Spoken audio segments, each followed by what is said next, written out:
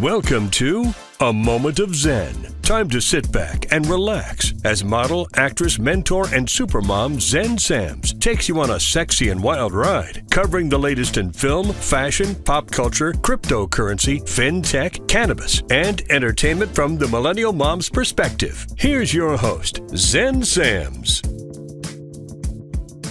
Hello, my beautiful tri-state area. Welcome to our 130th episode, over 3.5 years on the air. It's always a pleasure to spend my time with you on the airwaves. Thank you for listening and interacting with me on social media. Guys, that truly does make it all worthwhile. Please make sure to follow me at Zen Sams. That's Zen with an X, not a Z. Also remember that we're now on Traverse TV Sundays at 1 p.m. Eastern, and all episodes of A Moment of Zen streamed 24/7 on Kathy Ireland's Your Home TV platform. That's free programming to you. You can always find us, of course, on our YouTube channel at Zen Sams. We have a great show lined up for you today. A big shout out again to our newest sponsors, Once Upon a Coconut and CO2lift.com. In our Hydration with Heart segment, brought to you by Once Upon a Coconut, today, we're featuring model and influencer Danielle Moinet, better known as former WWE Superstar Summer Rae. She has millions of followers on Instagram. Her run as Summer Rae in the WWE started in 2011 and ended in 2017 because of an injury. Today, she's here to chat career, talk to us about her incredible partnership with Once Upon a Coconut and how they're revolutionizing the beverage industry, but also how they're leveraging their position and power to give back. In our Going Deep segment brought to you by CO2 Lift, we're featuring Dr. Michelle Henry, a board-certified dermatologic surgeon, speaker, trainer, and author. She serves as the CEO and founder of Skin and Aesthetic Surgery of Manhattan. She focuses on high-risk skin cancer treatments, cosmetic surgery, hair loss solutions, and skin rejuvenation techniques. She joins me to chat all about debunking skincare, over-the-counter, OTC, versus medical-grade products, what the difference is and what it means to your bank account.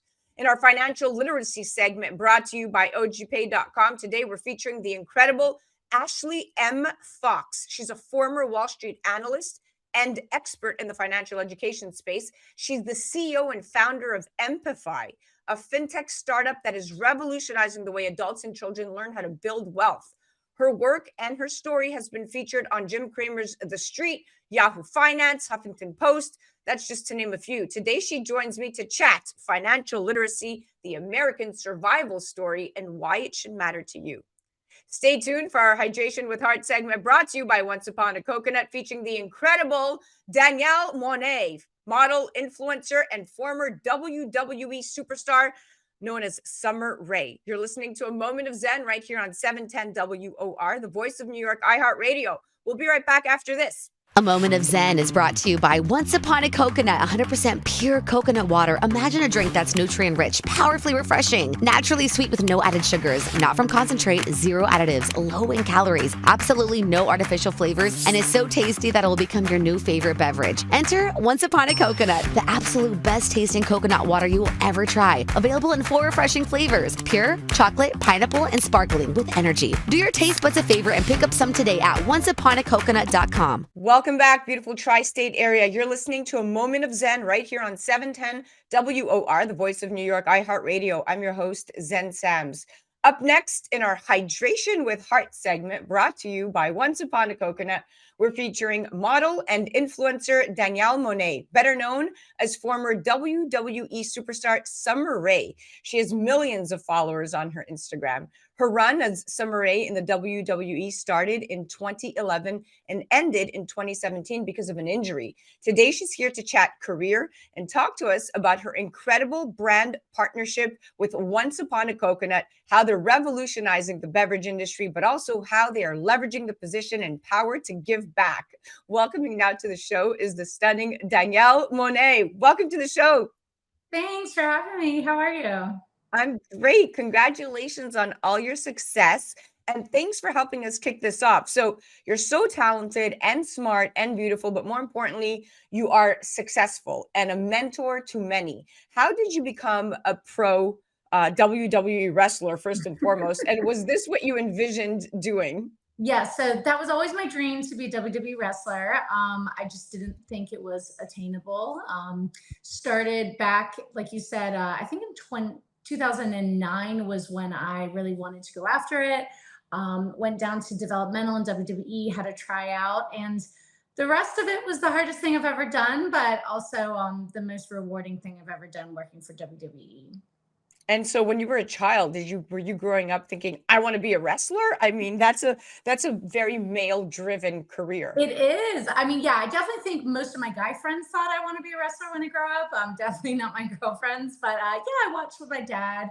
I think when I was younger, I really wanted to be a geneticist, which is the most random thing ever, and did not go that route. My poor parents. I always played sports. I played in the lingerie football league before the WWE, and so yeah, just anything that's really dangerous. I decided to not utilize my college degree and go after the dangerous things.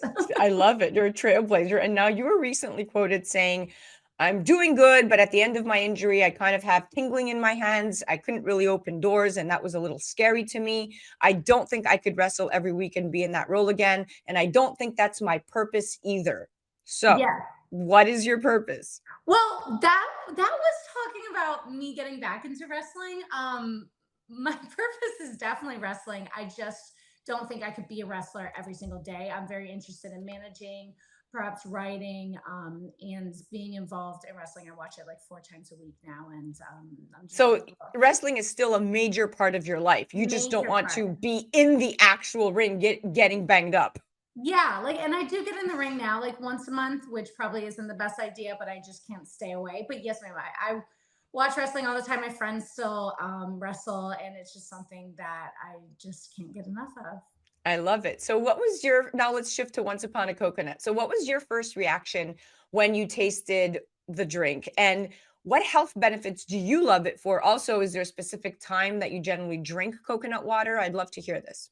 Yeah, so actually recently I tried the new flavor, the chocolate one, and I don't know what I thought. In my head, I thought it was gonna be like a watery chocolate drink, and it literally tastes like chocolate milk. I'm allergic to dairy. I'm dairy intolerant, so I haven't had chocolate milk in years, and trying that, it was creamy. I don't know how they have done that. But to also get the hydration benefits from coconut water, I personally put coconut water in my protein shakes after I work out, just to change it up, give it a little bit of flavoring. But I just this summer has been so hot, so sometimes drinking water, it doesn't get into your bloodstream if there's not electrolytes in it, or if you don't have some form of sodium or coconut. So having coconut water, it can help ease your hydration by going into your bloodstream faster than water. I couldn't agree more. I love coconut water because it's truly proprietary in its health benefits. I mean, you have potassium and calcium and magnesium. Those are all electrolytes, and they play such an important role in helping maintain heart health, liver and kidney health, digestive functions, healthy blood sugar levels, muscle and nerve functions, and just so much more. So I specifically started drinking it after I had a dose of radiation therapy for my thyroid disease, but I also use it as a cure all for hangovers. I give it to my daughter on a hot day, on a hot summer day, so I could replenish her fluids. But to your point, hydration is extremely important. Can you share any instances where coconut water has made a significant impact on your training or recovery? Yeah, for me, the thing that I like about Once Upon a Coconut is the sugars that they use. It's all natural. So sometimes when I would have other coconut water, I would find myself like crashing because of the sugar. And if I have a little bit of low blood pressure after I do train, I do like to have the Once Upon a Coconut because I think it like spikes my insulin a bit, and makes me feel a little less lightheaded if I can't like go grab food and I'm on the way home driving. So I always make sure to have that in my gym bag. Yeah, oh, definitely in the gym bag. It's a must. Now, it's interesting because when we talk about hydration and replenishing fluids, you seem to be training a lot. Hmm. You're in the gym a lot. Yeah. You're in the ring a lot. So what can you share your most memorable fight and what does your current training routine look like? Yeah, I think my most memorable fight would probably be when I was in school. I was in developmental, and me and a girl named her name was Paige in WWE, and now it's Saray. Her real name is Saray, and she wrestles for another company, AEW. We were one of the first women's matches to get two segments, so meaning they go to commercial and they come back. Usually, the women were only in one segment, so that was really fun, and it was nice to be in the ring with a friend because we really could beat each other's but as hard as possible and not be mad at each other afterwards and not know that it was personal. So we had a really good match, and I still was really new and she was a vet. So I really appreciated that. And yeah, as far as training goes, I would say I'm in the gym. It depends on my mental health. If my mental health is declining and horrible, I'm in the gym every day because that is just like my saving grace. It helps my anxiety so much. I'm walking on the treadmill at least 20 minutes a day if I have a lot of anxiety. Mentally, if I'm doing well, I'm probably lifting weights like 4 times a week. I believe in rest days. You know, your body has to recover.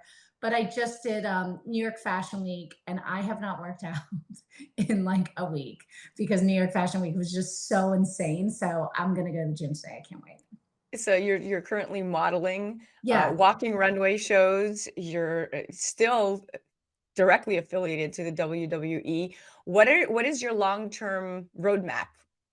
I definitely don't have one. I think after COVID and after 2020, it's when I stopped planning life. And I was like, you know what? I'm not going to save anything. I found myself doing that before 2020. Like, oh, maybe next year, or maybe I'll do this. And this year, I'm like, no, I've never been to Croatia. I have to go to Croatia. I went in July. You know, just certain things where I'm like, oh, should I take off work? Should I say no to that job because I really want to do this? Yes, I am, because who knows what the future holds after, being in the pandemic. So I definitely can't be boxed. And that's something that I enjoy about myself. But yeah, would love to have kids and settle down one day. But until that day comes, I'm moving. You're moving. Yeah. Okay. Well, they say the key to success is to never slow down. You always have to keep moving. Now, Yeah. why do you think Once Upon a Coconut brand has taken off as quickly and successfully as it has? And why are all these VIPs and celebrities like yourself major endorsers? Yeah, John Chiarondo, the owner of Once Upon a Coconut, he's just a good human. He is involved in the Down Syndrome Foundation of Florida, and that's originally how I met him.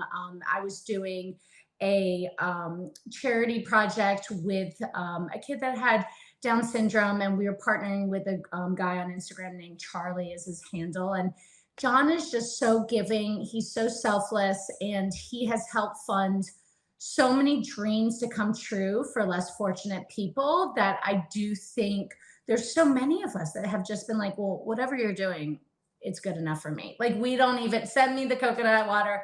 You like, let me taste it. Sure. Love it. How can I help? Because John is just a good soul. And we, he's having a public speaking convention. And I know, that just happened last month, and we have a lot of big names coming. So just good vibes all around for John. John and Ray and Mark and Alan and the entire crew are salt of the earth Yeah, they're great kind to of work with. people. And what's more interesting is that the influencers and celebrities and the crew that endorses Once Upon a Coconut really truly, not just, I'm not just saying it because number one, they're a platinum sponsor of our show, but the taste is so good. And I'm a huge fan of coconut water. So when I tasted it, I was like, wow, this product is next level. Yeah. But again, to your point, what can we do to help? How do we get this out there? How do we continue to make dreams come true? I also love Once Upon a Coconut because they give back 10% of every purchase goes back to a charity of choice for that month. And I particularly love Once Upon a Coconut because their cans are BPA free. So, and BPA can seep into foods and beverages from containers that are made with that chemical, and exposure to it is a concern because of the possible health effects on the brain and prostate gland of fetuses, infants, and children. It can also affect children's behavior. So I always look for cans that, are definitely BPA free. So that's a huge plus. Now, we have 2 minutes left, but have you ever gotten badly hurt? And if so, what was the injury and how long did it take for you to recover? Yeah, I'm pretty lucky. A lot of girls had torn ACLs, blown knees, and stuff like that. For me, I just have a bone spur and a vertebrae. I just have a bone spur and a vertebrae in my neck, and Just the bone spur. and thoracic outlet, which a lot of baseball players, a lot of pitchers have it, and a lot of people that have been in car accidents later in life. And basically, it's just a fancy word for nerve damage. So it's something that I've worked through in life. Being aware and conscious if I'm up in my shoulders a lot, which a lot of us when we're sitting at a desk are. So nothing too bad, but I do, I don't lift super heavy in the gym because I get migraines from it. So just learning how to lift around my injuries. Well, you sure know your body. You sure know your style. You sure know your grace, and you got it going on. You are one incredible human. Thank you so much for coming on and chatting Thank with us you. today. And more importantly, thank you for being such a supporter of Once Upon a Coconut. Thank you guys for having me. Absolutely. Guys, that was our Hydration with Heart segment brought to you by Once Upon a Coconut. That was the incredibly talented and beautiful Danielle Moinet. You can check her out on the gram at Danielle Moinet. And that was Once Upon a Coconut Hydration with Heart segment. You can head directly to onceuponacoconut.com and you can check them out on the gram at Once Upon a Coconut. You're listening to a moment of Zen right here on 710 WOR, the voice of New York, iHeart Radio. We'll be right back after this. A Moment of Zen is brought to you by CO2 Lift. As we age, our skin loses moisture and elasticity, causing wrinkled skin. You can reverse this aging process with CO2 Lift. CO2 Lift utilizes the powerful benefits of carbon dioxide to lift, tighten, and regenerate your skin. This simple, painless at-home carboxytherapy treatment is scientifically proven to reverse the aging process. You will see reduction in wrinkles, increase in luminosity, and improve pigmentation, sagging, skin tone, and radiance. For more information or to order CO2 Lift, go to co2lift.com. Welcome back, beautiful tri-state area. You're listening to a Moment of Zen right here on 710 WOR, the voice of New York, iHeart Radio. I'm your host, Zen Sams. Up next in our Going Deep segment brought to you by CO2 Lift, we're featuring Dr. Michelle Henry, a board-certified dermatologic surgeon, speaker, trainer, and author. She serves as the CEO and founder of Skin and Aesthetic Surgery of Manhattan, as well as the founder of the Henry Research Group. She focuses on high-risk skin cancer treatments, cosmetic surgery, hair loss solutions, and skin rejuvenation techniques. She has contributed significantly to the medical community through her extensive publications, authoring numerous articles and book chapters on dermatology. Today, she joins me to chat all about debunking skincare, over-the-counter, what we call OTC, versus medical-grade products. Now, inflation drove the cost of everything up as of lately, from gasoline to eggs and beyond. This has many people wondering if it's worth it to drop extra bucks on medical grade skincare when there are so many less expensive over-the-counter options out there. The skincare industry is big business, and it's set to jump from a worldwide valuation of $100 billion in 2021 to $145 billion in 2028. That's a whole lot of creams, cleansers, and wrinkle reducers. So how do we pick the right products without compromising our beauty and bank? Well, our expert at hand is right here to guide us. We're excited to have her help us navigate the often confusing world of skincare products. We're chatting debunking skincare, over the counter versus medical grade, with the beautiful Dr. Henry. Thank you for joining us. Hello, thank you for having me. Thrilled to be here. Absolutely. So excited to chat with you today. So you actively serve on multiple medical boards. You conduct FDA clinical trials, act as the U.S. consulting dermatologist for Kiehl's, and are a member of the product validation board at L'Oreal. Yes. You are a distinguished fellow of the American Academy of Dermatology, American Society of Dermatologic Surgery, and American College of Mohs Surgery. Now, one would definitely call you an expert. Can you briefly explain the key differences between over-the-counter, what we call OTC skincare products, and medical grade skincare products? Yes. So the primary distinction is in the concentration of the ingredient. So medical grade, in the same way that we look at pharmaceutical grade medications, they have been better studied. So we have actual data. The concentration of the ingredients is much higher. Because of that, it's medical grade. So it's distributed through a physician because you need guidance to make sure that you're not using these super concentrated ingredients in a way that might harm your skin. And so for me, I sell medical grade products in my office. I will not have a product in my office until I've seen your papers, I've seen your data. It's approaching the level of studies that we're almost seeing with pharmaceutical grade products. And that's really important. So if I'm a dermatologist and I'm promising you, I'm offering you the best, when you're coming to me, you've tried everything else. So I have to offer you a solution that's going to give you results either faster or better than what you can access on your own. Now, I say that to say, I love how you said about there's inflation. Does that mean that everyone has to pay the big dollars to get good skincare? Not necessarily. In the same way that you can get to the same place in a Ferrari versus a Corolla, they're both going to get you there, but the timeline is going to be a little bit different. The the accessories are going to be a little bit different. So there's great over-the-counter skincare, but if you want something that might get you there a little bit faster, may get you there a little bit more elegantly, if you are at your wit's end, then you're going to want to graduate to something that's medical grade. That's a great analogy. I love how you put it simply like that. When you translate it into cars, now we all get it, right? So it's also a question of regulation, I think, because labels are deceiving. I mean, Mhm, for example, food and products labeled as organic are mhm, regulated to meet certain standards, but the word natural, right, has mhm. no such stringent requirements to meet. It's sort of the same for skincare products. As pharmaceutical products, medical grade skincare is strictly regulated by the Food and Drug Administration to meet certain standards for both effectiveness and safety. So if a product says it reduces fine lines by altering the body structure, Mhm. to your point, it should have proof to back it up, usually via clinical trials. And my issue is these over-the-counter skincare products.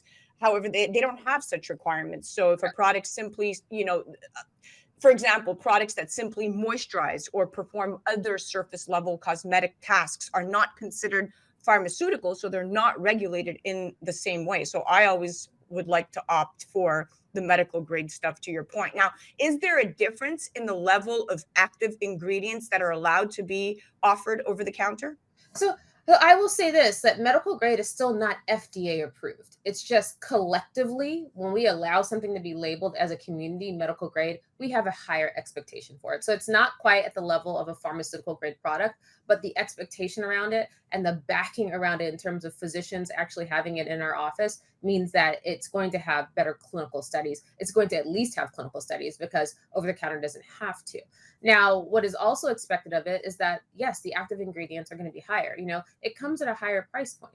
And you can't just tell us or patients, everything I offer a patient, my entire reputation is on it. So if I tell you that this is better, that is my entire career that I'm hanging in this one encounter. So it better have it in there. So yes, the ingredients are going to be higher. They're going to be, they're going to have better vehicles, meaning that it has to penetrate. So in skincare, you could have the best ingredients, but if they can't get in the skin, you just spent all of your money on something that's just sitting on top of your skin and not doing the work. So it has to have a vehicle that can get into the skin. If we think about our skin is a barrier. It's made to keep things out. It's made to waterproof our body, keep the good things in and keep the bad things out. So for a product to actually get in, it has to be quite smart.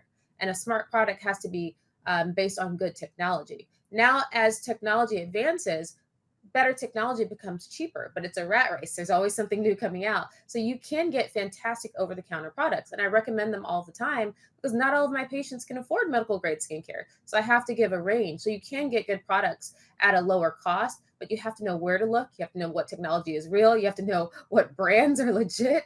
And you have to know who is trying to give you good science and good products.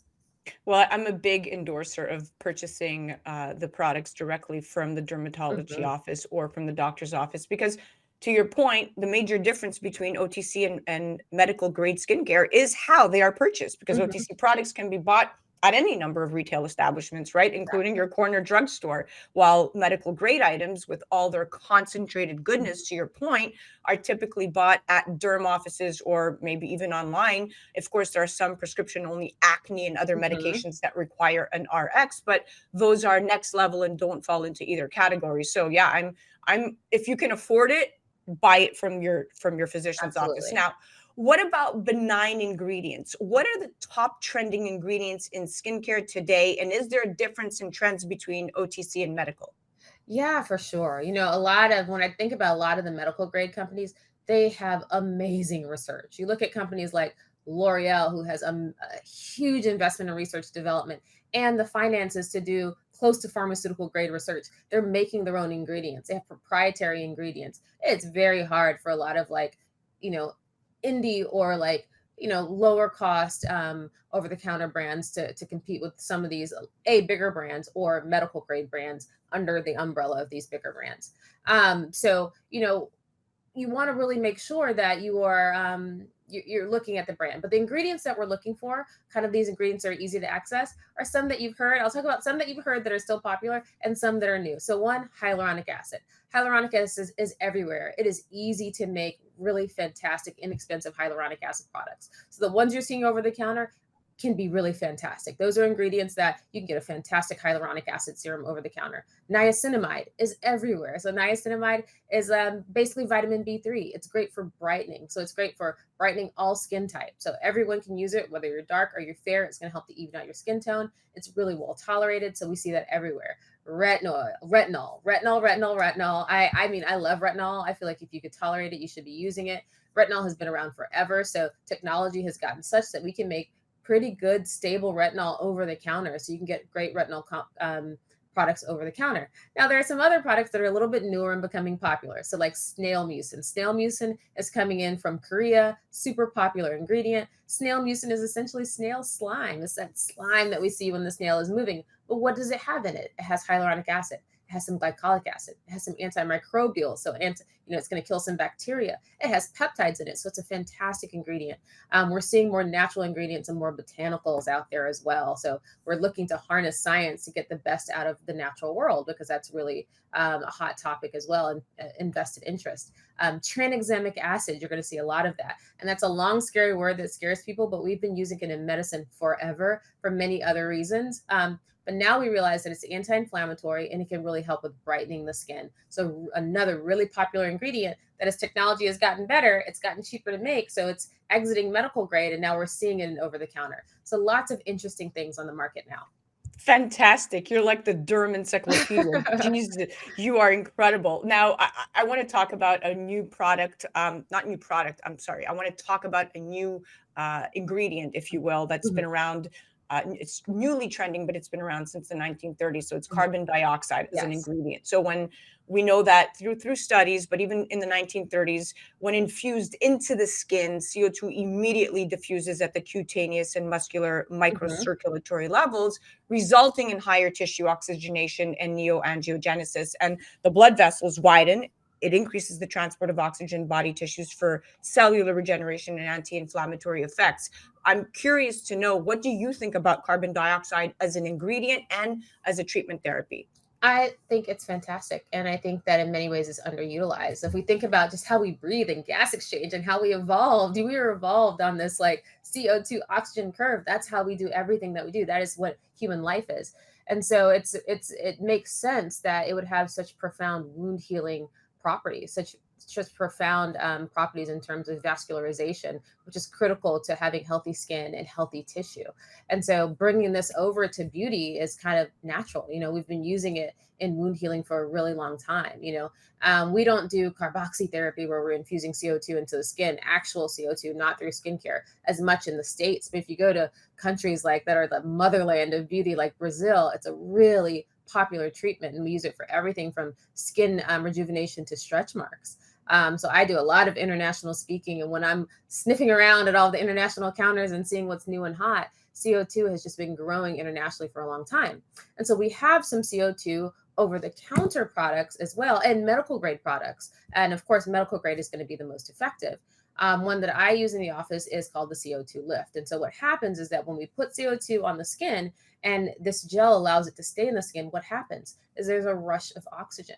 And we know that oxygen is critical to having healthy tissues everywhere. That's what we're looking to do. We're looking to increase blood circulation, get oxygen everywhere we can, because what does oxygen bring? Health, youthfulness, robust skin, healthy, robust tissue, helps to stimulate hydration. And so what this product does, and you can use it both on the face and below the waist, there's also vaginal treatments, but it's really helping to harness the body's capacity to heal and rejuvenate itself.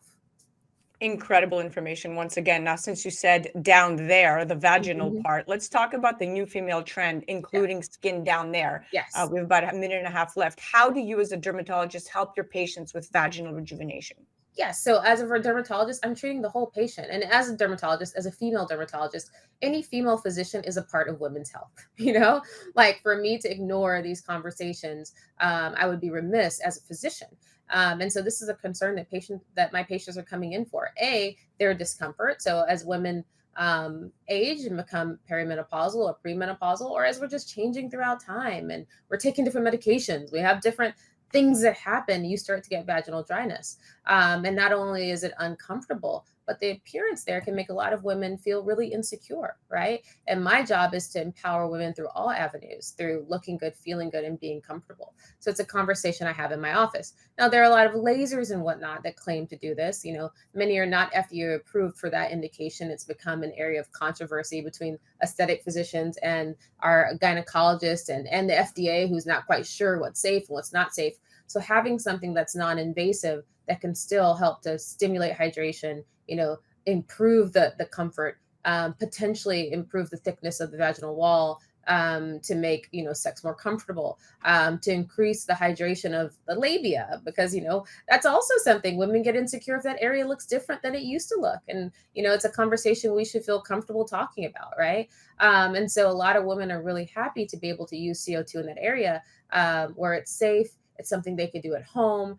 It's something that they have control over to improve their comfort and their overall sexual wellness and confidence. Well, you said it all. I was going to say, the CO2 Lift V, I used it, and that was the first product I used with the carboxy therapy, Mhm. and the skin down there completely rejuvenated. I mean, lifts, hydrates, rejuvenates. For me, it was just 3 applications. Mhm. But when you talk about tightening and lifting it all, it basically did that. So Yeah. for me, it was simple. Enhancing circulation was critical to me. Rushing that oxygen rich blood to tissue and regenerating your cells down there to improve sensitivity and lubrication. For me, it was a phenomenal over the counter, very non invasive type treatment. All right, let's get to our bonus question. So, you are really good at what you do. You're on top of your game. You're all about the clinical trials. You're all about the studies and the research. You're about backing the science. So, the way we learn how to prevent, diagnose, and treat illness is via clinical research, and many different elements of scientific investigation are involved. It involves human participants and helps translate basic research done in labs into new treatments and information to benefit patients. What is your expectation as a provider on clinical research? And what is the difference between clinically proven and clinically studied? Yes, this is very, very important, because something else I'm really invested in is truth in advertising. And that's whether it is truth in advertising of the physician or provider that you're seeing, truth in advertising of the claims of whether it's a pharmaceutical grade medication or an over the counter or medical grade medication. It is so important and so critical to what we do. I am paid for my judgment. People entrust that I'm going to make the right decisions on their behalf.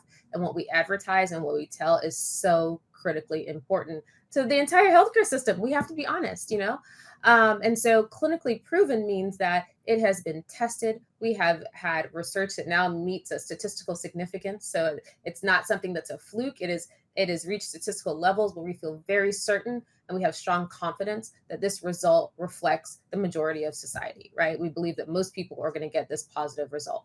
Now, clinically studied means nothing, right? I could say that arsenic is good for the skin and I'm clinically studying it. We know that it is not, right? I am not giving you a conclusion. I am just telling you that I have chosen to study this area of science and it means nothing.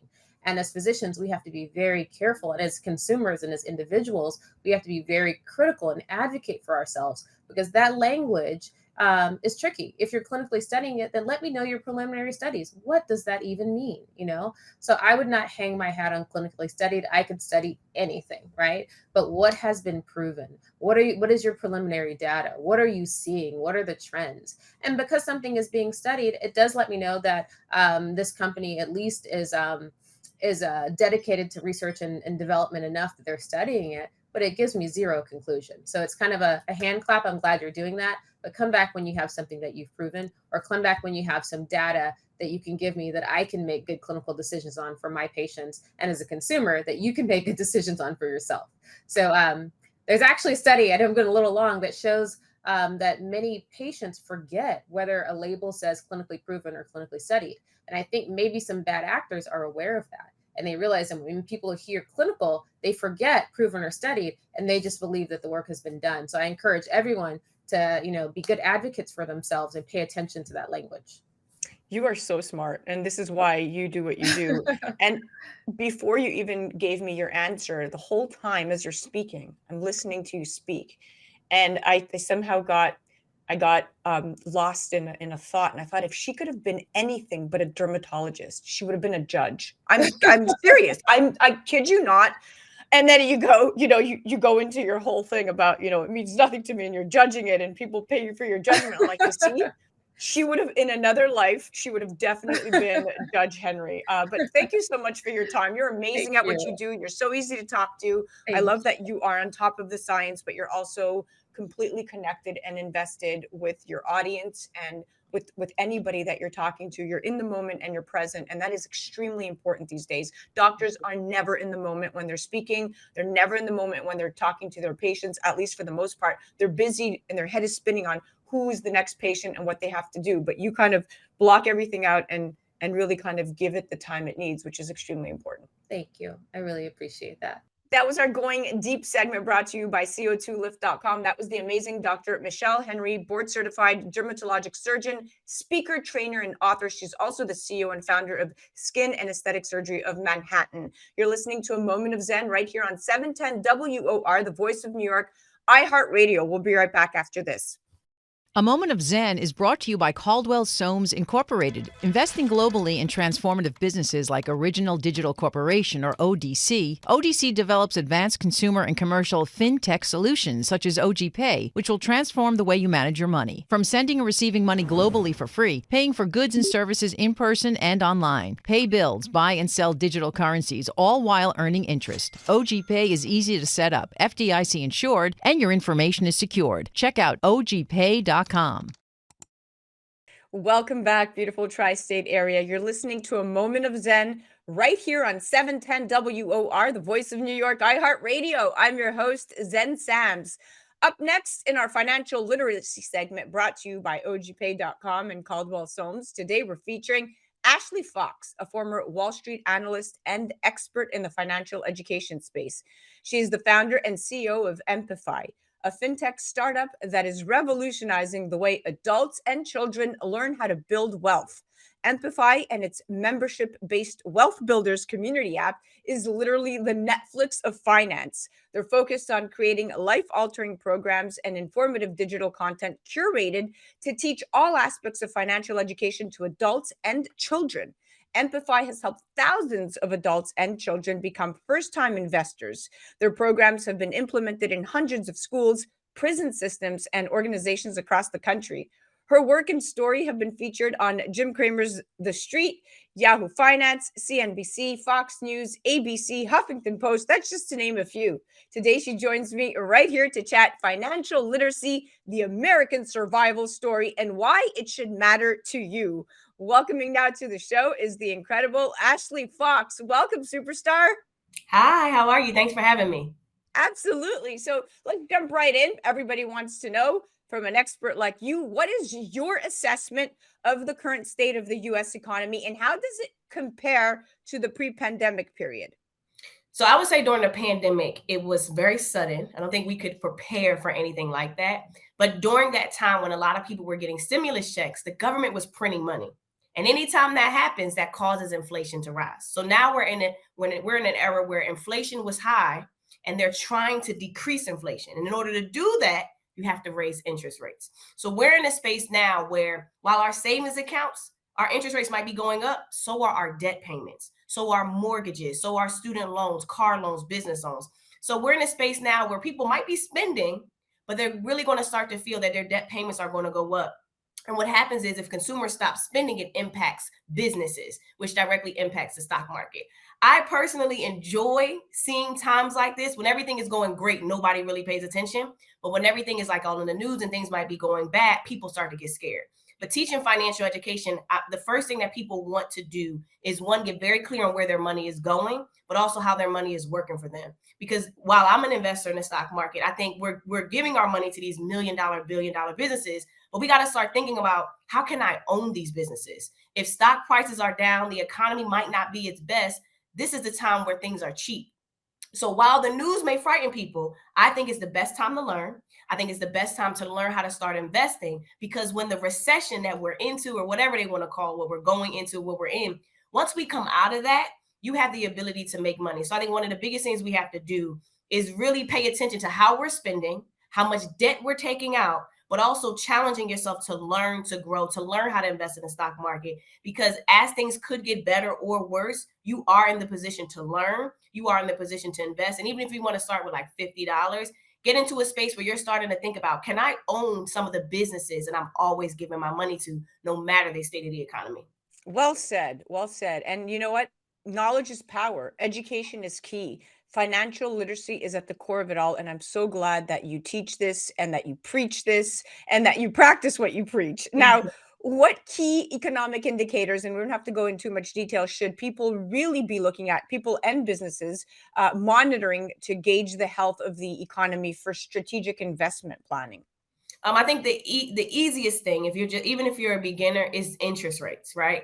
So what happens is, look at the Federal Reserve like a merry-go-round, right? The merry-go-round, the ride is the economy. If it's going too fast, just like a merry-go-round, it's not a fun ride.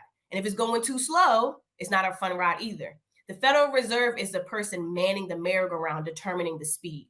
And the way they determine the speed is by raising interest rates or decreasing interest rates. So the more interest rates rise, the more pressure it puts on companies and the more pressure it puts on consumers because of debt, right? So I would say, if you are a beginner, that's one of the biggest things to pay attention to. Are interest rates continuously rising? Is the Fed not going to raise interest rates? Are they decreasing interest rates? Because while it doesn't seem like something that impacts everybody, you start to feel it over time. And so monitoring your interest payments on your debt, on the savings accounts that you have, and really getting crystal clear on how you're going to manage your money. Because it looks like people are spending money based off of the data, right? I was in the airport the other day. People are still traveling. People are still shopping. But it's also being cognizant that we're not going too far into debt, that we're not able to handle it. And if interest rates continue to rise and we really start to feel the wrath of what the Federal Reserve is trying to change, we have to be able to be prepared. But again, this is the best time for you to learn, for you to invest as we start to really evolve in this economy. Because the goal is to get out of this. Like, we don't want interest rates as high as they are. We want them to go back down. But in order to lower inflation, the cost of everything, the Fed has to raise interest rates and really monitor that merry-go-round so that it's not going too fast and it's not going too slow. So I would say, really paying attention to interest rates, and on a deeper level, your interest rates, your bank accounts, your credit cards, your student loans, your mortgages, your car loans, and really determine if it's a fixed interest rate or variable interest rate. Because if it's fixed, it won't change. But if it is variable, it will move as the economy starts to go down or go up based upon what the Fed chooses to do.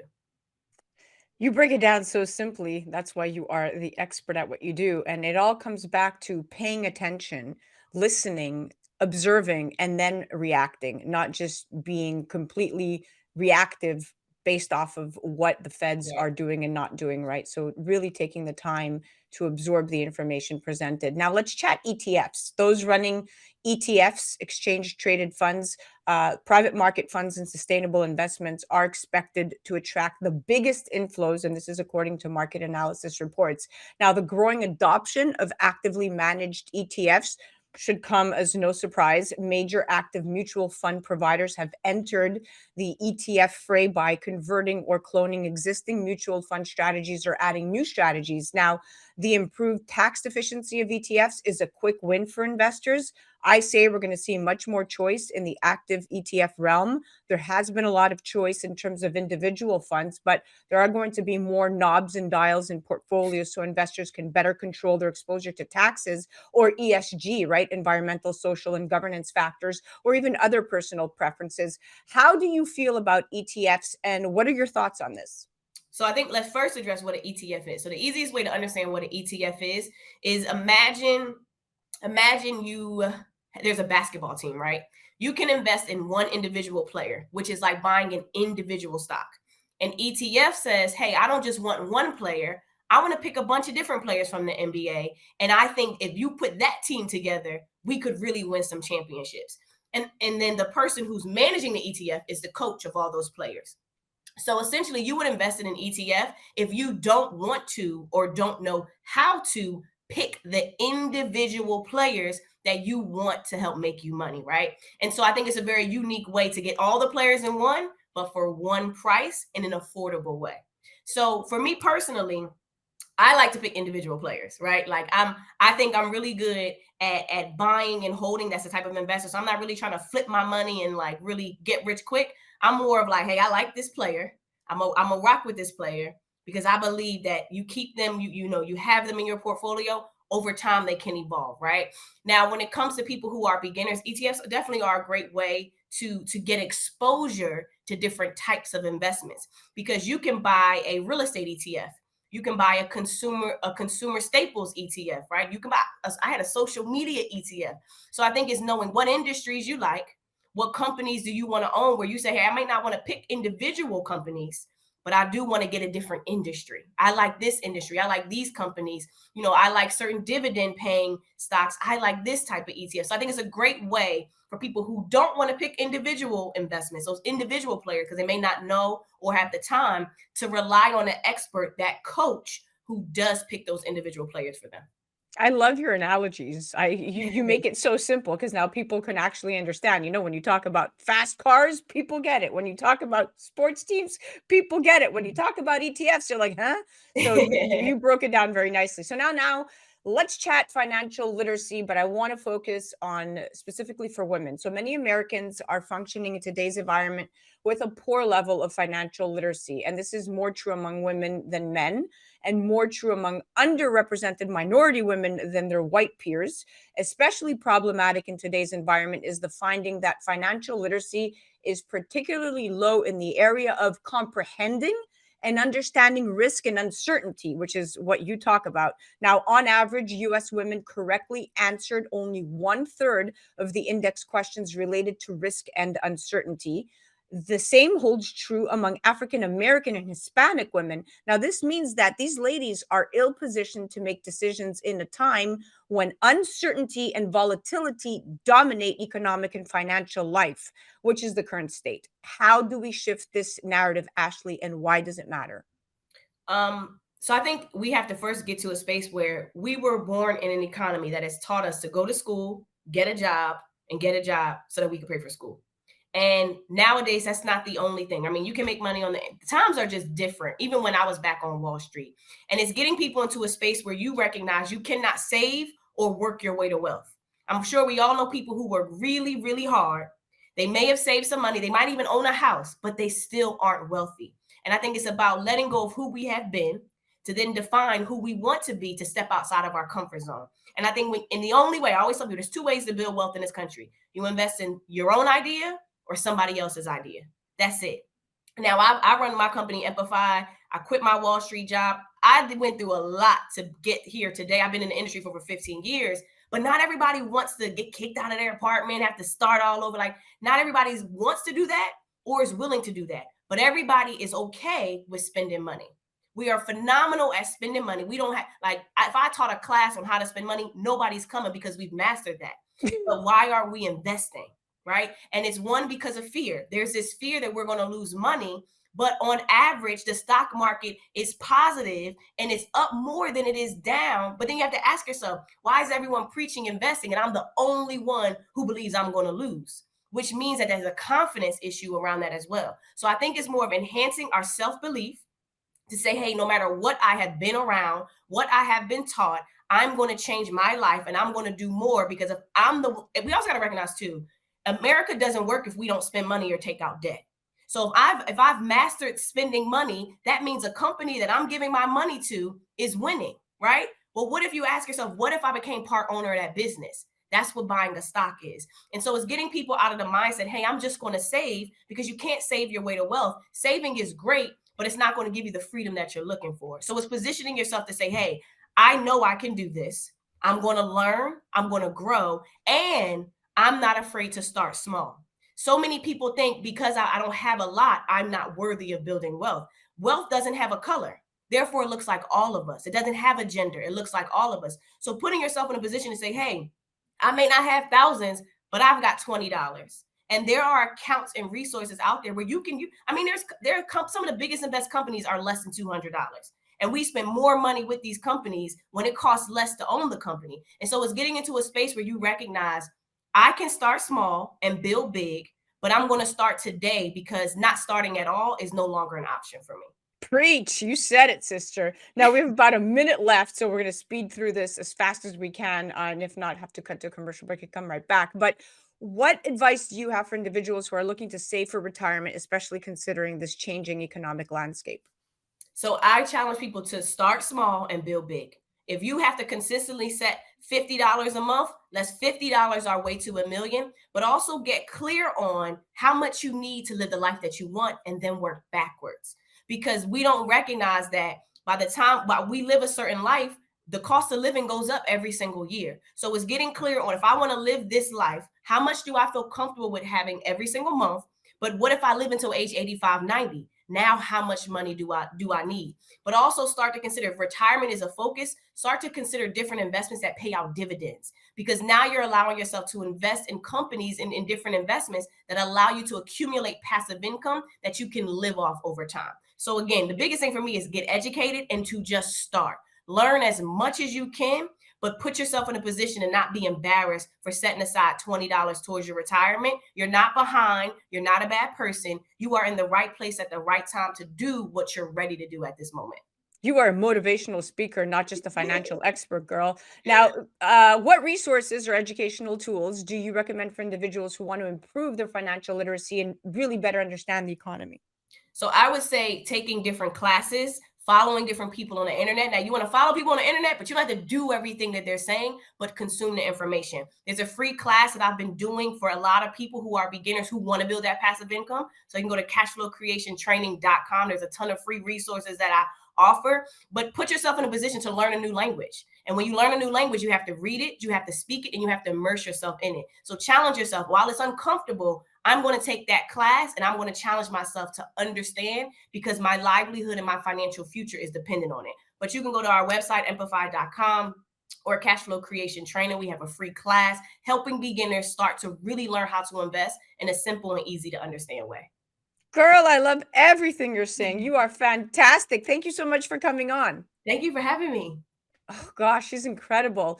That was our Business and Buzz segment brought to you by ogpay.com. That was the incredible Ashley Fox. You can check her out on the gram at _Ashley M. Fox. You can check out her incredible company at Empify, and you can go directly to cashflowcreationtraining.com. Now, one thing is certain, the US economy is a large, complicated machine that can sometimes defy expectations. And the levers the Federal Reserve uses to fine tune that machinery are imperfect. So even with the Fed's clearly defined plans, it's anyone's guess exactly how the economy will respond to its maneuvers in the near term. You're listening to A Moment of Zen right here on 710 WOR, the voice of New York, iHeart Radio. We'll be right back after this. A Moment of Zen is brought to you by Your Home TV. Hi, this is Kathy Ireland here on A Moment of Zen, brought to you by Your Home TV. We've developed an all-inclusive subscription-free network that you're going to love, whether it's financial freedom, fashion, beauty, health and wellness, wonderful weddings, travel and culture, cooking, entertainment, and short-form documentaries, programming for everyone. Classic films and new shows, including Kathy Ireland Presents American Dreams. We've developed this network just for you. Please check out yourhometv.com. Tune in to A Moment of Zen, Saturday nights from 9 to 10 p.m. on WOR, the voice of New York, iHeart Radio. That's a wrap, my dear friends. We are at the end of our date. Remember to join me right here on 710 WOR, the voice of New York, every Saturday night from 9 to 10 p.m., or you could head to 710WOR.iHeart.com/A Moment of Zen. Also remember that we're on Traverse TV live Sundays at 1 p.m. Eastern. We're on YouTube Sundays at 2 p.m. Eastern. And of course, all episodes of A Moment of Zen are available on Kathy Ireland's Your Home TV streaming platform. That's free programming to you. You could head directly to our channel at mox.yourhometv.com. No downloads necessary. Just click play. Thank you for listening to A Moment of Zen. It's been an absolute pleasure being your host. Thanks again to all of our sponsors that continue to make the show possible. And remember, happiness is the only thing that multiplies when you share it. A big shout out to our newest sponsors, CO2 Lift and Once Upon a Coconut. We'll see you next week.